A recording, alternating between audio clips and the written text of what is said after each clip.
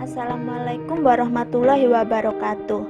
Pada kesempatan kali ini, kami dari kelompok 6 akan membahas artikel yang berjudul Literature Review on Merger and Acquisition.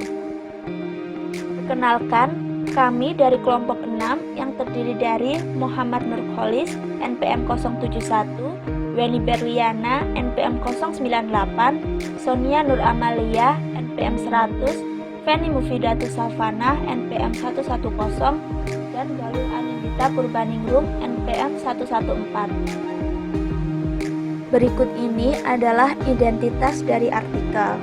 Judul artikel yaitu Literature Review on Merger and Acquisition.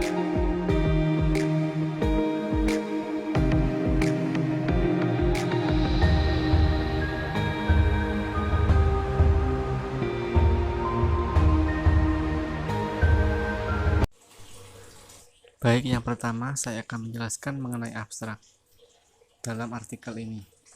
Merger dan akuisisi adalah cara bagi perusahaan untuk tumbuh lebih cepat dari pertumbuhan bisnis organik dan dapat menjadi saluran bagi perusahaan untuk memperkuat posisi pasar global mereka dan meningkatkan daya saing mereka. Kegiatan merger dan akuisisi di dunia memiliki volume dan nilai yang besar dari beberapa komoditas utama seperti batu bara, logam, industri, perak, dan bahan tambang yang lainnya. Pada tahun 2018, bulan Januari sampai Desember, total nilai transaksi merger and akuisisi untuk sektor batu bara dan logam mencapai 60 miliar US dollar dengan porsi terbesar pada komoditas dan transaksi batu bara volume 320 transaksi. Merger dan akuisisi merupakan salah satu opsi strategis dalam kegiatan restrukturisasi perusahaan yang dapat memberikan lebih banyak akses kepada perusahaan dalam meningkatkan keuntungan, penguasa pasar atau pangsa pasar, dan peningkatan daya saing untuk menghadapi pasar dunia yang saat ini tak terbendung. Dalam studi ini, masalah yang harus dijawab adalah teori apa yang melatar belakangi terjadinya merger and akuisisi dan juga penelitian sebelumnya yang telah dilakukan terkait merger dan akuisisi. Untuk menjawab permasalahan tersebut akan digunakan metode literatur review. Hasil yang diperoleh diharapkan dapat digunakan dalam penelitian masa depan di semua acara merger dan akuisisi. Dengan tinjauan literatur ini, motif dibalik terjadinya merger dan akuisisi juga bisa diketahui. Latar belakang. Merger adalah proses penggabungan usaha dengan cara mengambil alih perusahaan lain sehingga eksistensinya sebagai badan hukum akan hilang dan kegiatan usaha akan dilanjutkan oleh perusahaan yang mengambil alih. Sedangkan akuisisi adalah penggabungan dua usaha di mana perusahaan akuisitor membeli sebagian saham perusahaan yang diakuisisi sehingga pengendalian manajemen perusahaan yang diakuisisi berpindah. Sementara kedua perusahaan tetap beroperasi sebagai suatu badan hukum yang berdiri sendiri. Merger dan akuisisi merupakan salah satu cara yang dilakukan perusahaan untuk berkembang dan memperkuat posisi perusahaan di pasar global.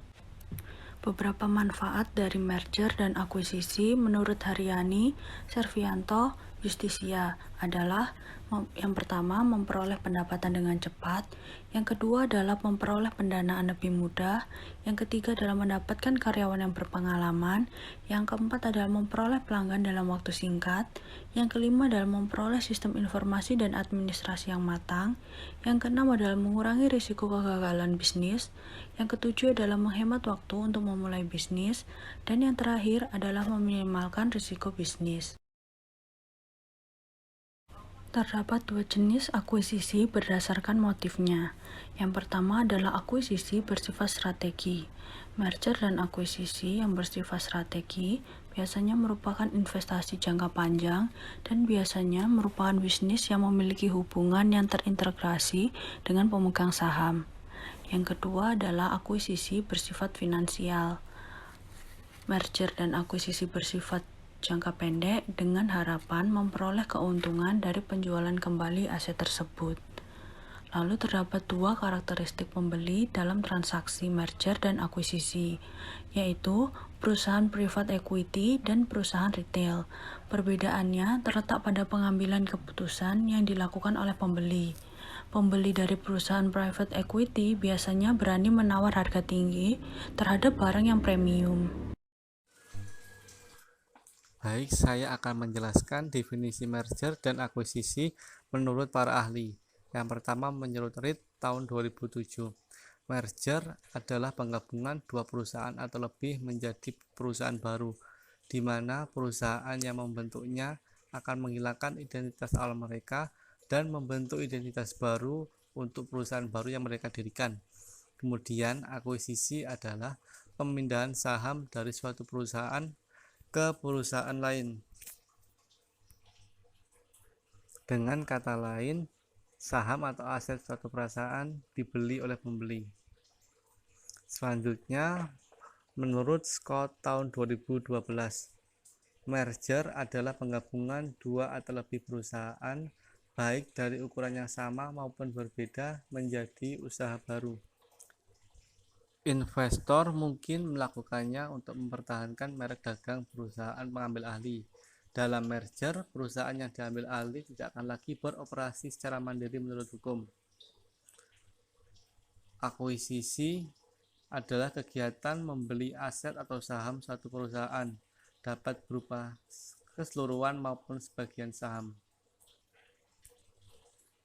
Selanjutnya, menurut Snow tahun 2011, merger adalah gabungan dua atau lebih perusahaan di mana setiap perusahaan yang menggabungkan memiliki jumlah saham yang sama dan memiliki peran yang jelas dalam perusahaan baru yang nantinya. Sedangkan akuisisi adalah sebuah peristiwa di mana suatu perusahaan membeli perusahaan lain, divisi usaha atau aset perusahaan lain. Selanjutnya, saya akan menjelaskan tabel klasifikasi merger dan akuisisi berdasarkan pendapatan. Perlu diketahui, perusahaan yang melakukan merger atau akuisisi membutuhkan bantuan penasihat atau advisor, yaitu para ahli dalam bidang tertentu. Keterlibatan penasihat diperlukan mulai dari tahap perumusan strategi, mencari dan menyelesaikan kandidat target, due diligence, negosiasi, pembuatan struktur, kesepakatan, closing, integrasi pasca merger, dan exit strategi. Baik, saya akan menjelaskan klasifikasinya. Untuk target kepemilikan tunggal dengan pendapatan per tahun lebih kecil dari 1 miliar dolar, penasihat atau advisernya adalah pialang bisnis. Kemudian bisnis kecil dengan pendapatan per tahun 1-10 miliar US dollar, pendapatannya penasihatnya adalah pialang bisnis. Kemudian untuk perusahaan menengah ke bawah dengan pendapatan per tahun 10-250 juta dolar, penasihatnya adalah bank investasi. Kemudian untuk selanjutnya, baik perusahaan menengah maupun bisnis besar dengan penghasilan untuk perusahaan menengah 250 juta sampai 500 juta US dollar, dan bisnis besar pendapatannya lebih besar daripada 500 juta US dollar, penasihatnya atau advisernya adalah bank investasi. Macam-macam merger dan akuisisi. Restrukturasi perusahaan terdiri dari dua jenis, yaitu restrukturasi operasional dan restrukturasi keuangan. Merger dan akuisisi tergolong ke dalam bagian restrukturasi operasional yang mengambil alih tanpa adanya paksaan. Menurut Depampilis, merger dan akuisisi merupakan bagian dari proses restrukturasi perusahaan yang berupa: yang pertama, integrasi ke depan. Perusahaan masuk ke dalam kategori integrasi ke depan. Merger dan akuisisi jika perusahaan memiliki usaha utama di bidang penyediaan bahan baku dan operasionalnya. Kemudian perusahaan berusaha menguasai jalur distribusi dan produk akhir.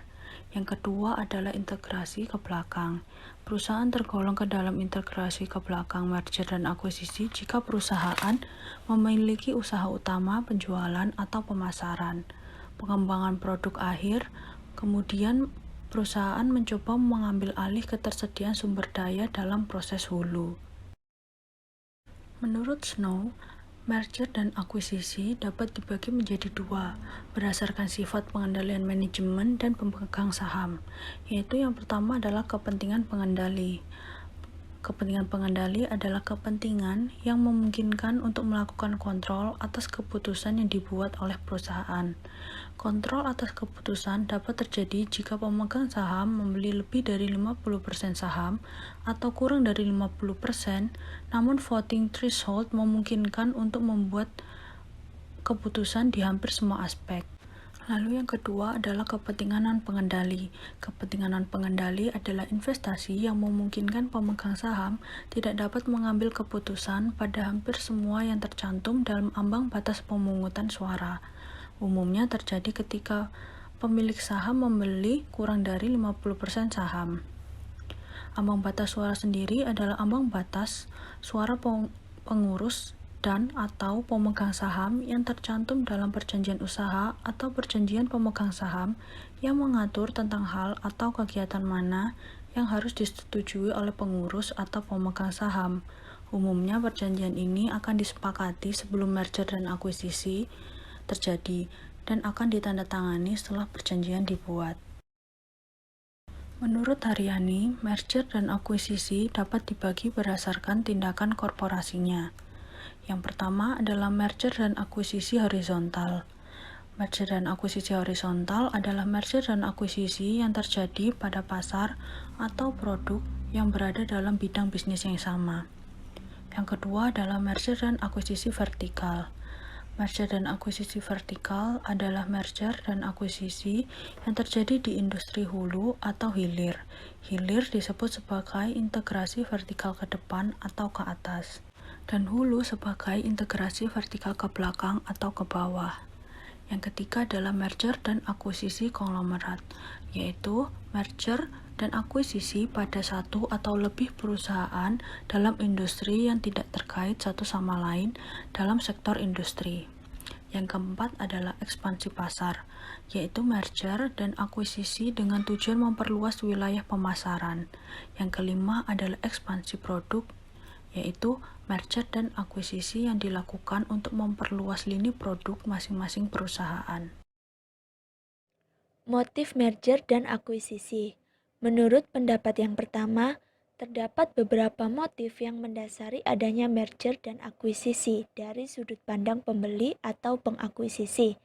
Antara lain, yang pertama, perusahaan tidak memiliki sumber daya yang memadai untuk berkembang, khususnya di pengendalian pasar, dan tidak memiliki pilihan untuk memperluas dalam pasar yang baru. Yang kedua, perusahaan merasa dalam pusat pertumbuhan bisnis, sehingga perlu menjalankan pengembangan bisnis melalui merger dan akuisisi. Yang ketiga, kurangnya manajemen dengan kemampuan kepemimpinan yang baik dan menunjukkan potensi kepemimpinan yang baik pada perusahaan target. Yang keempat, terbatasnya akses untuk modal. Yang kelima, terdapat kompetisi yang baru. Dan yang keenam, kebutuhan keuangan oleh investor dan pemegang saham. Kemudian berikutnya, menurut Snow 2011, beberapa alasan untuk pembeli melakukan merger dan akuisisi antara lain, yang pertama, keinginan untuk menghasilkan pendapatan yang lebih banyak dari ekspansi bisnis. Kemudian yang kedua, akses pada pasar baru atau produk baru. Yang ketiga, implementasi integrasi secara vertikal. Dan yang keempat, manfaat dari skala ekonomi. Yang kelima, pembelian perusahaan pesaing dapat meningkatkan pengendalian terhadap pasar saham. Kemudian, menurut Gupta 2012, terdapat 3 motif yang mendasari adanya merger dan akuisisi, yaitu yang pertama, motif sinergi yang disertai alasan untuk mencari pertumbuhan ekonomi, perluasan skala operasi, kompetisi, pasar saham, integrasi, meningkatkan kompetensi, diversifikasi, mengurangi resiko bisnis, keseimbangan siklus produk, dan memasuki pasar atau produk baru. Kemudian yang kedua, motif keuangan yang terdiri dari investasi karena terdapat surplus pendanaan, mendapatkan kapitalisasi pasar yang besar, menekan biaya, perencanaan pajak atau mencari keuntungan pajak, dan menciptakan nilai untuk pemegang saham. Kemudian yang ketiga adalah motif organisasional. Bagian selanjutnya adalah pembahasan tentang teori utama merger dan akuisisi. Teori utama merger dan akuisisi tidak dapat dipisahkan dari teori utama investasi. Teori investasi pertama kali dikembangkan oleh Williams pada tahun 1930 dalam jurnalnya yang berjudul The Theory of Investment Value. Williams menyatakan bahwa perusahaan atau manajemen pembeli memiliki berbagai motivasi di balik tindakan mereka dalam melakukan merger dan akuisisi. Penelitian tentang motivasi ini telah dilakukan sejak lama dan telah menghasilkan beberapa teori yang terkenal di dunia akademis. Tetapi pada tahun 2011, Wengerin menyatakan bahwa tidak ada teori yang benar-benar dapat menjelaskan keseluruhan motivasi merger dan akuisisi hingga saat ini. Adapun beberapa teori motivasi merger dan akuisisi yang populer akan dijelaskan pada slide berikutnya. Terdapat 9 teori utama merger dan akuisisi yang populer yang diberikan peneliti pada artikel ini. Pertama adalah portofolio teori. Portofolio teori dicetuskan pertama kali oleh Markowitz pada tahun 1952. Markowitz menyatakan bahwa terdapat 2 tahap dalam proses pemilihan portofolio. Yang pertama adalah tahap observasi dan mengacu pada pengalaman atau data pada masa lalu dan berakhir dengan keyakinan pada portofolio tertentu yang ada. Dan yang kedua, ketika keyakinan tersebut akan mengarah pada pemilihan portofolio yang tepat. Nah, selain itu, Markowitz juga menyatakan bahwa terdapat 2 hal yang merupakan perhatian investor, yaitu yang pertama adalah tingkat risiko dan yang kedua adalah tingkat pengembalian investasi. Artinya di sini adalah investor akan selalu memilih investasi dengan tingkat pengembalian yang tinggi dengan tingkat risiko yang rendah. Selanjutnya adalah agensi teori. Agensi teori pertama kali dicetuskan oleh Ross S.A. pada tahun 1973 yang menyatakan bahwa hubungan keagenan muncul di antara 2 orang atau lebih, di mana salah satu pihak mewakili pihak yang lain. Yang dimaksud pihak lain di sini adalah prinsipal atau pemangku kepentingan dalam hal perseroan, yaitu pemegang saham. Teori ini kemudian dikembangkan oleh Jensen dan Meckling pada tahun 1976 yang menyatakan bahwa prinsipal akan mendapatkan hasil yang optimal jika mengeluarkan biaya keagenan. Menurut Jensen dan Meckling, agen dianggap tidak selalu mewakili kepentingan pemegang saham dalam perusahaan. Sehingga agar agen lebih optimal dan mendukung penuh pemegang saham, maka biaya keagenan akan diberikan kepada manajemen terkait. Nah, biaya keagenan ini juga akan mengikat hubungan antara agen dengan prinsipal untuk memperoleh hasil yang lebih optimal. Selanjutnya, Amihud dan Levy pada tahun 1981 juga mengatakan bahwa merger dan akuisisi dapat terjadi karena adanya kepentingan manajemen. Dalam hal ini, kepentingan manajemen dapat berupa yang pertama adalah ingin mendapatkan pengalaman mengelola jenis bisnis yang berbeda. Nah, di sini contohnya jika direksi mengelola bisnis pertambangan batubara selama 20 tahun dan menghasilkan arus kas yang baik, maka direksi termotivasi untuk mengembangkan pengalaman dalam mengelola bisnis lain seperti pertambangan emas atau tembaga.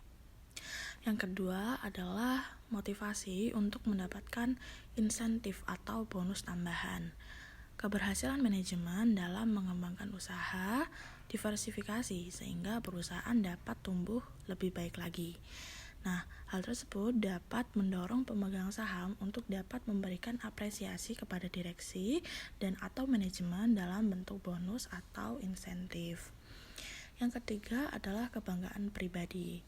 Nah, seringkali kesuksesan dalam mengembangkan bisnis itu menjadi catatan tambahan dalam daftar riwayat hidup kita atau dapat dibagikan kepada orang lain. Nah, hal ini dapat mendorong manajemen untuk mengambil langkah-langkah dalam pengembangan bisnis. Yang keempat adalah mendapatkan lebih banyak akses atau pengaruh kepada pemegang saham atau direktur untuk mengusulkan merger dan akuisisi. Nah, keberhasilan direksi dalam mengembangkan bisnis akan meningkatkan tingkat kepercayaan pemegang saham kepada direksi. Nah, hal ini membuat tingkat penetrasi direksi kepada pemegang saham dalam pengambilan keputusan juga akan meningkat. Selanjutnya adalah motivasi lain yang dapat dipengaruhi karena kekuatan arus kas perusahaan yang tinggi sehingga manajemen ingin meningkatkan pertumbuhan bisnis. Kas yang terlalu tinggi itu juga tidak baik untuk perkembangan perusahaan. Karena kas atau arus kas yang terlalu tinggi berarti perusahaan tidak melakukan aksi penggabungan bisnis. Nah, hal tersebut tentunya tidak sehat untuk masa depan perusahaan. Selanjutnya adalah hipotesis hubris teori. Hipotesis hubris teori pertama kali dicetuskan oleh Roll pada tahun 1986. Roll menyatakan bahwa terdapat pengaruh psikologis yang dimiliki manajemen dalam pengambilan keputusan untuk melakukan merger dan akuisisi, terutama mengenai harga beli perusahaan atau nilai perusahaan. Roll menjelaskan bahwa harga yang ditawarkan pembeli bisa saja di atas harga pasar atau premi yang terlalu berlebih. Nah, seperti yang dikatakan Malman Dyer dan Tidd pada tahun 2005 dan Hidden pada tahun 2002, hal tersebut dikarenakan manajemen terlalu percaya diri dalam memperkirakan harga beli atau hasil investasi perusahaan.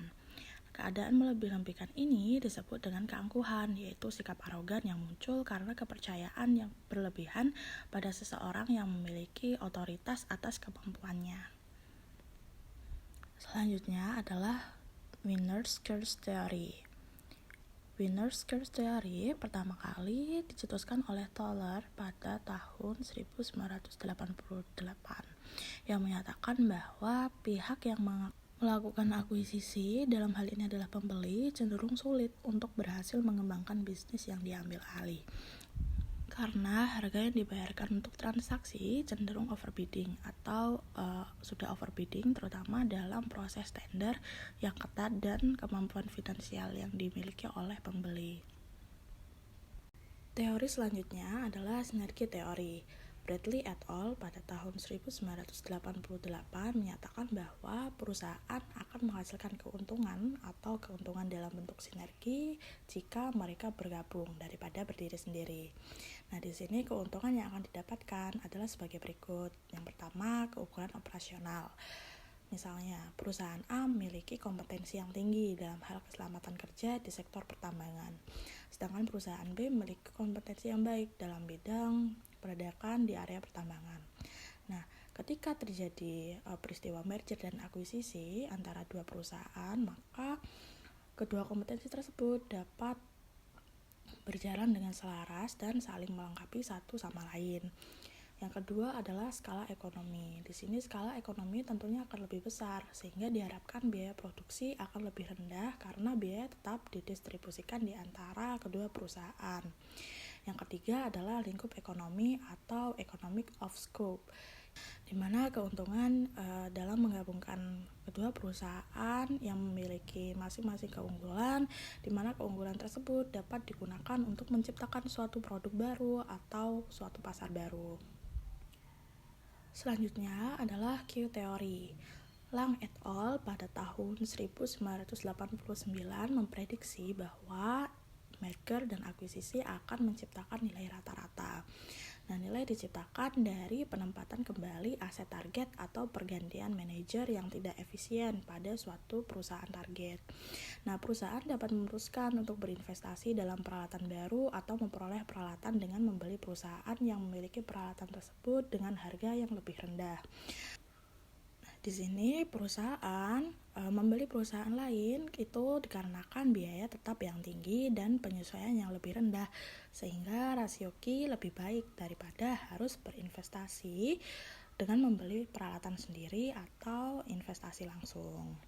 Selanjutnya adalah misvaluation hipotesis teori yang dicetuskan pertama kali oleh Shriver dan Visney pada tahun 2003 yang menyatakan bahwa Untuk memperoleh sinergi dan keuntungan yang lebih pasti, maka disarankan untuk memilih aset atau perusahaan yang memiliki nilai undervalued dan atau berada di pasar yang tidak efisien.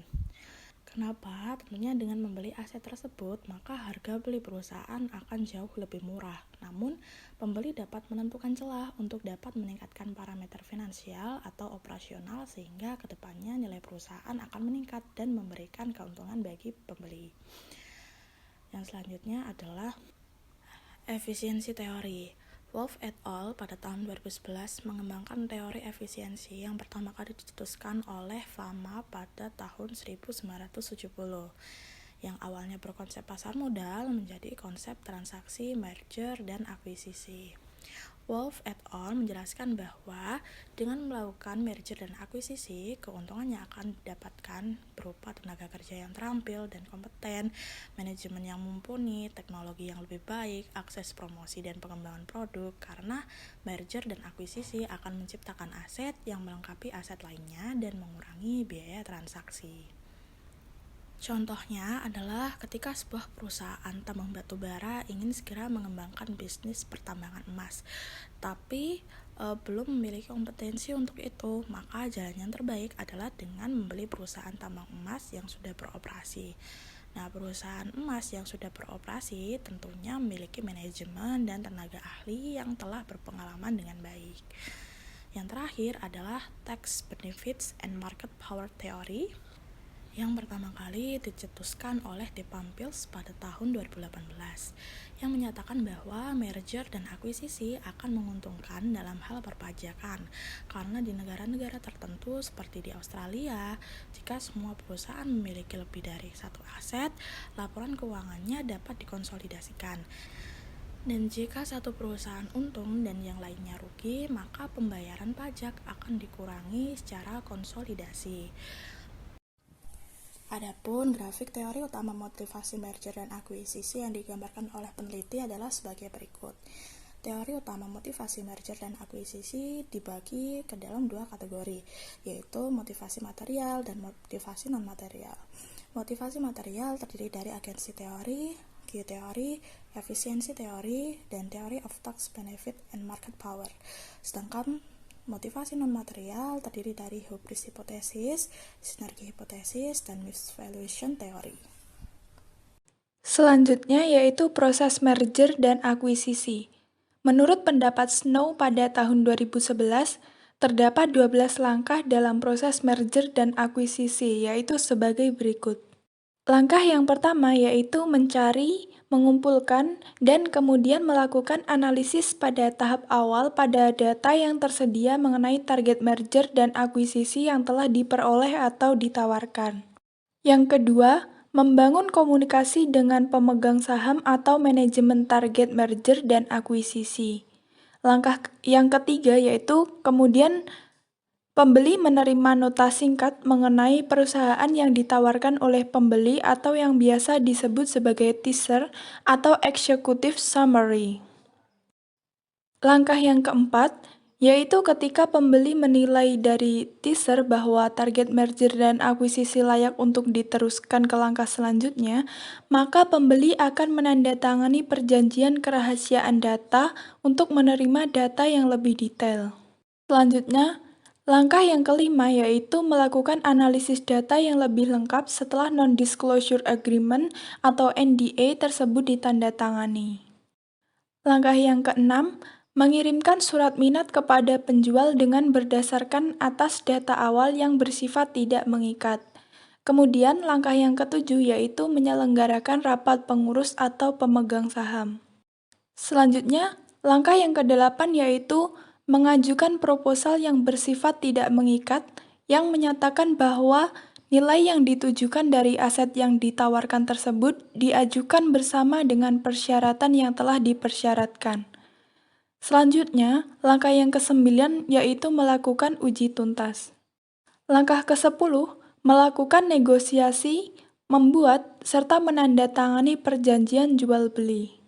Langkah ke-11, melaksanakan transaksi penutupan atau transaksi yang telah resmi dilakukan dan kemudian aset berpindah tangan. Selanjutnya, langkah yang terakhir yaitu melakukan penyesuaian pasca penutupan dan integrasi bisnis.